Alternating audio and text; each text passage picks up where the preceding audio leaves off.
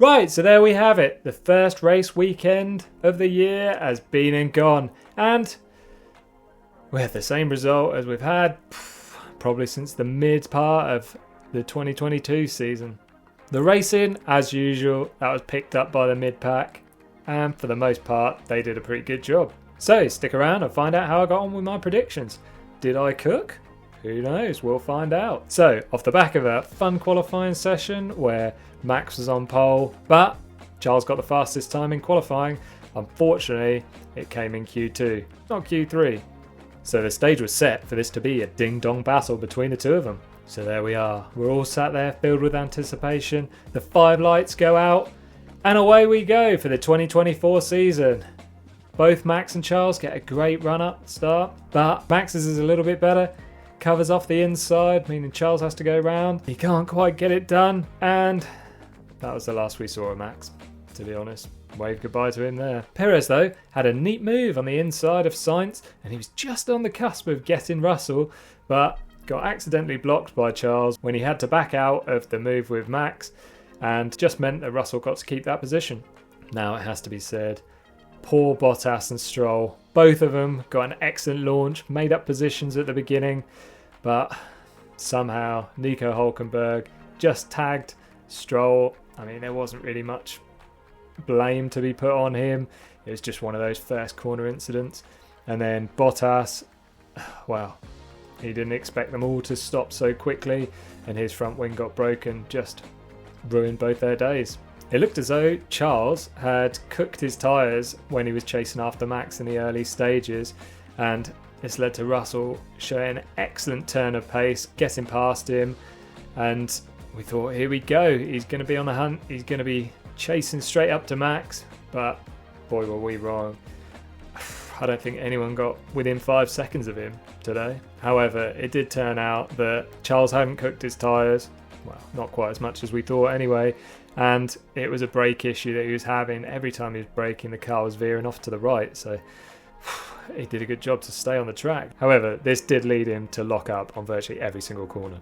After the first stops, neither Merc seemed to like their hard tyres, with the issues creeping in for both, and this led Russell to be first passed by Perez and then to be passed by Sainz. The race settled down after this.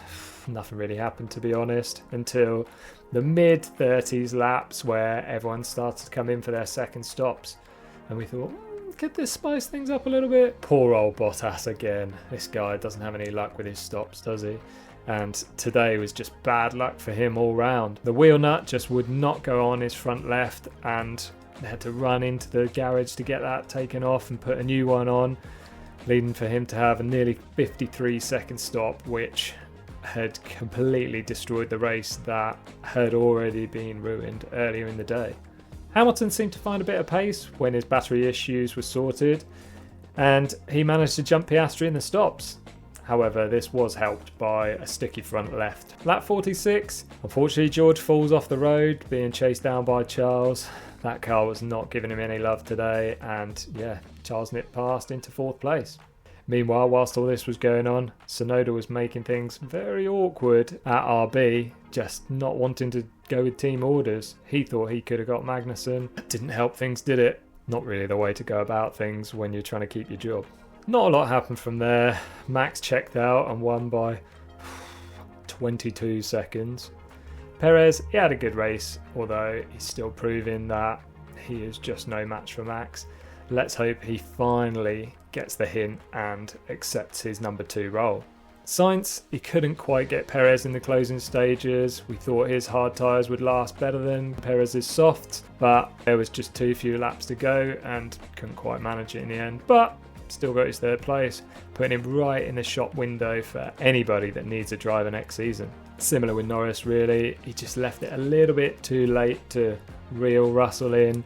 I think if this race had been 60 laps, not 57, he would have got him, and I think Hamilton would have got him too. Now, let's see how past Fred's predictions stack up after this race. Prime performer. Now, I tipped Russell for this one, and to be honest, I'm going to give myself a tick. He did everything that he could in this race. He was showing really strong pace. He had a great qualifying session, and I think if the car hadn't started to let him down in the midsection, then he would have finished top 3.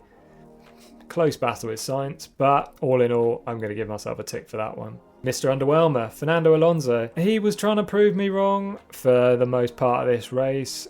He was on a weird strategy to everyone else though. I mean, qualifying, he did well, yeah.